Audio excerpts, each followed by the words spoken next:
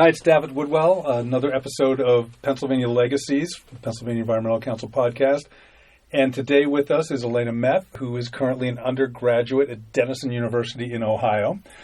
Pittsburgher, who was headed out that way, graduate of Fox Chapel High School, and we're going to talk a little bit today about the future and what gets one into this and everything else. So, Elena, thank you for doing this. Thank you so much for having me. Our pleasure. So, you are also currently doing an internship at the Audubon Society of Western Pennsylvania. I am. I'm one of the summer interns, and basically what we're doing now is we're in the preparation stages of summer camp, which I love because I was a summer camper at one point in my life, so it's really exciting to be in charge of it. Yeah. So why are you doing that? Well, I could not imagine not doing it. I went to Beechwood Farms Camp for 2 or 3 years when I was in elementary school, and I just remember looking at my counselors and saying, that's absolutely incredible. They get to spend every day outside, running around, getting dirty with kids. Like, what could be better? So when I went off to school, I went on Audubon's website and saw the internship application, and I was like, I got to do this. So you were one of those kids running around outside getting dirty and enjoying it? Absolutely. I'm still one of those kids who's running around getting dirty. What got you in? I mean, when were you first doing that? What got you going with that? My parents have been taking me outside since probably before I could walk. I used to live in Squirrel Hill, so right by Frick Park, and my mom always tells stories about how we went to Bump in the Night and citizen science, looking for monarch caterpillars and things like that. I mean, I've always been outside. It's what I do. And the opportunities for that have always been there? Oh, absolutely. I mean, I'm so fortunate where I live in Fox Chapel because I literally live within walking distance of Beechwood Farms, and we have a really nice backyard in my house. So for me, being able to be outside has always been an opportunity. It's never been a hassle to get outside. Do you think that's unusual? I do think that's unusual. I think for people who live in suburban areas, it's easier to get outside because we do have more space. I think if you're someone who lives in the city where you might not necessarily be exposed to the outdoors, it's probably harder to get outside. Also, there's definitely an economic factor that plays in it. So these programs, a lot of them they cost a little bit of money. I mean, it's not a lot, but if you're a city kid and your parents work all day, you have no way to get outside and you don't have money for yourself to be able to pay for them. So I definitely think it's an unusual situation. I'm so fortunate. So what are you doing in college these days? I just finished my first year at Denison University, which is very exciting, and I'm an environmental studies and sociology and anthropology double major, and Denison's enviro department just underwent some changes, and so I'm also thinking of adding a concentration in environmental decision making. What is environmental decision-making? That's a really great question. Environmental decision-making is basically a accumulation of a lot of classes surrounding environmental ethics and politics, as well as environmental psychology and economics. So it would prepare me to go into a field like environmental education or environmental law, something where I'm taking the upper hand in environmental issues. All right, so you are a generation that has been saddled with a whole lot of potentially negative legacies and a lot of very positive legacies. So you got things from, in Pennsylvania, 2.5 million acres of state land between parks and forests. You've got the national park system. You've got a system of sometimes Byzantine environmental laws and regulations. And you've got things from brownfields to abandoned wells and coal mines, abandoned mine drainage, air pollution, all these things. When you look at that, are you mad at us? A little.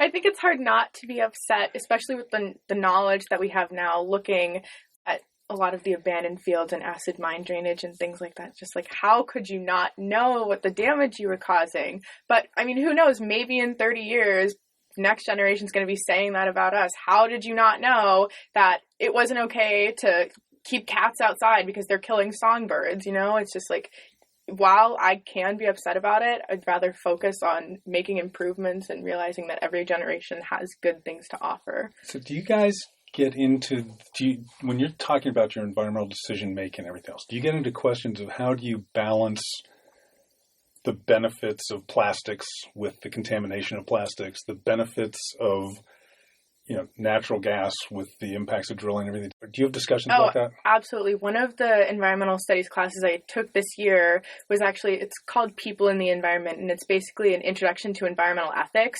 So we had a entire textbook that was based on issues like that. Plastics, they could be the future, but they're also causing incredible levels of contamination. Where do you find the balance? And I don't think that there's necessarily a right or wrong side for either of those. I think it's completely up to the individual, and it's just about having the knowledge to make your own decisions on those issues. So what do you want to do with this?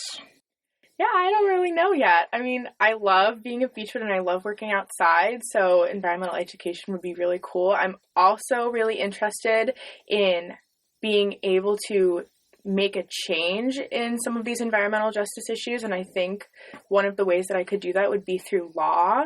So I'm just keeping my options open right now. What's you just opened a big can of worms. What's environmental justice mean to you? It's a hard topic. It is a hard topic. When I think of environmental justice, I think of environmental issues that are particularly surrounding people. So a good example of that would be there are a lot of factories that have toxic exhaust fumes, and just in their processes to make whatever they make, they release a lot of toxics into the air, into the water, and so on and so forth. And what these companies do a lot of times is they'll build their factories in low-income areas where the citizens who live there don't have the means to defend themselves against it. So I mean, that's obviously not fair. Everyone deserves the right to clean air. Everyone deserves the right to clean water. So I think environmental justice is dealing with things like that, not letting the big fish completely devour the little fish. Yeah, because I think there are a couple arguments to come back on that one. One is that the regulatory programs that are out there basically say it's not illegal to pollute, to contaminate. No, that's correct. It's not illegal, But there was also one of the first environmental justice things I got involved in, this was 20 years ago, was a community where people were saying, don't put this incinerator here. But the community actually said, we want it. It's jobs. It's the first economic development we've seen in a while. And so it's a very difficult thing to talk about justice and equality and everything. And I admire you guys for taking it on. I mean, it's a can of worms that Pennsylvania is facing right now as well. So what do you do next? What's next year for classes? I mean, how does this whole thing work? Next year for classes, I have one class that's called Environmental Politics and Policy. So it's just delving deeper into environmental justice issues and learning about the legislation behind it and where the legislation is going. And I'm also taking a class on international politics, so I can kind of get a very broad overview of some of the issues facing other areas in the world, because obviously, there are many issues plaguing the United States with environmental problems, but it's happening elsewhere, and I think it's just good to have knowledge of everything that's happening. Okay, I'm gonna do the Pollyanna thing. Okay, because you talk about the problems. Do you see movement forward too? I do see things happening. Oh, absolutely. What kind of stuff? Well, France, for example, just banned the use of plastic bags in their country, and so that's a huge step forward. I mean, who would have thought 20 years ago that anyone would ban plastic bags? That's ridiculous.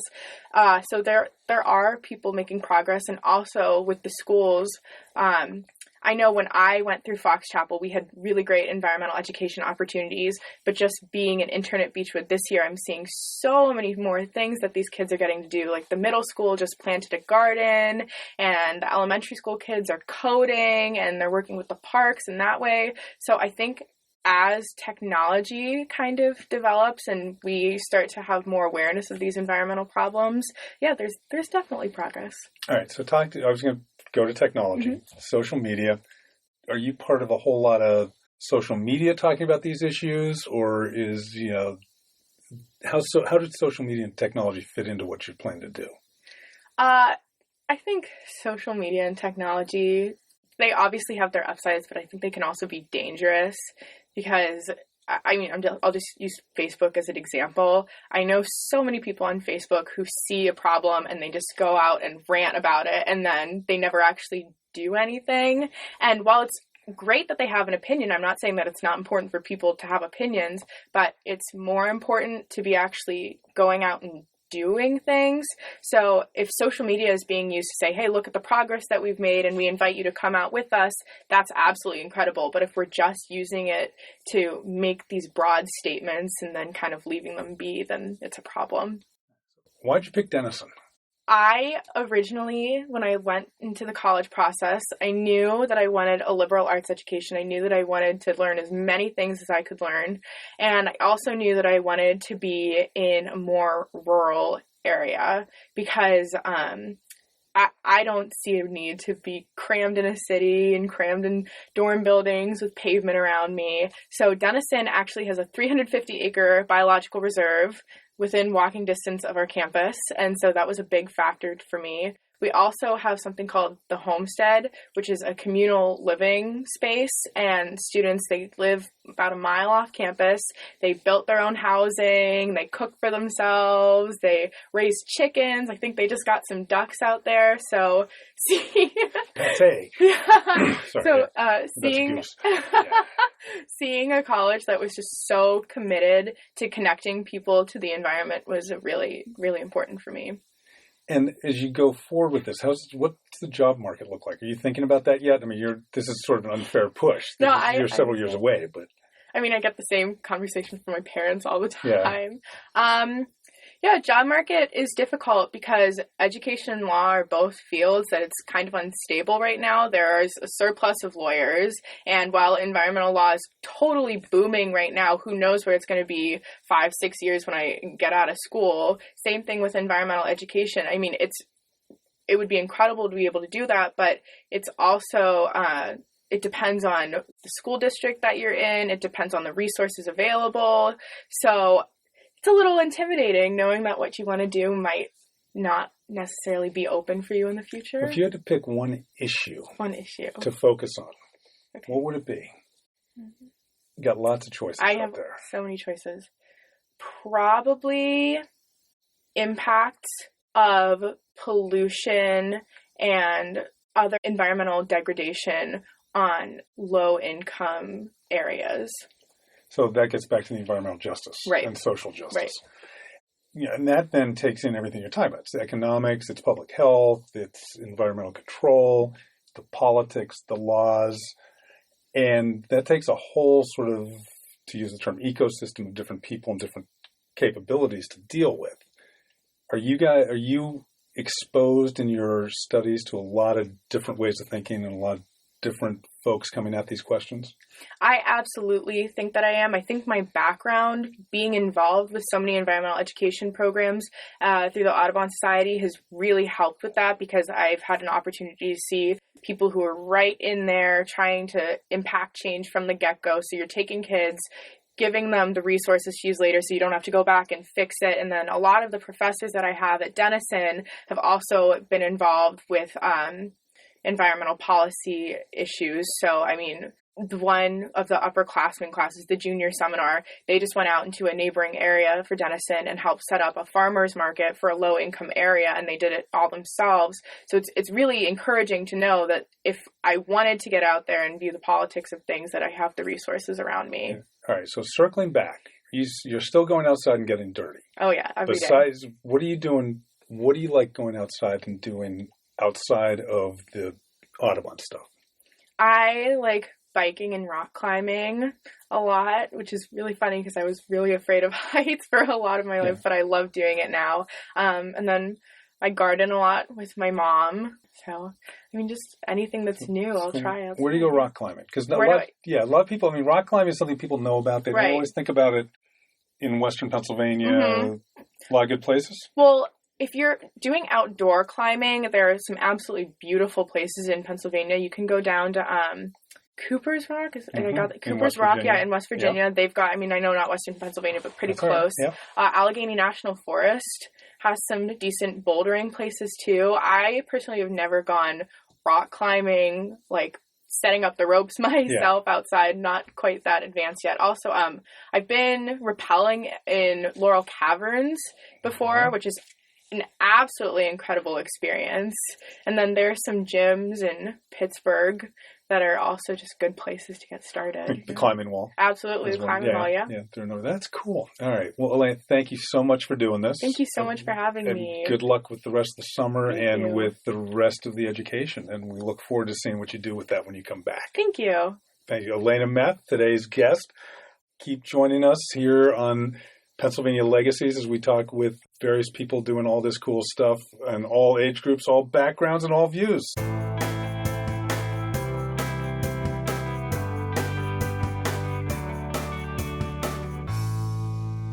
Pennsylvania Legacies is a production of the Pennsylvania Environmental Council. The views expressed by guests and even by the host are not necessarily those of the Pennsylvania Environmental Council.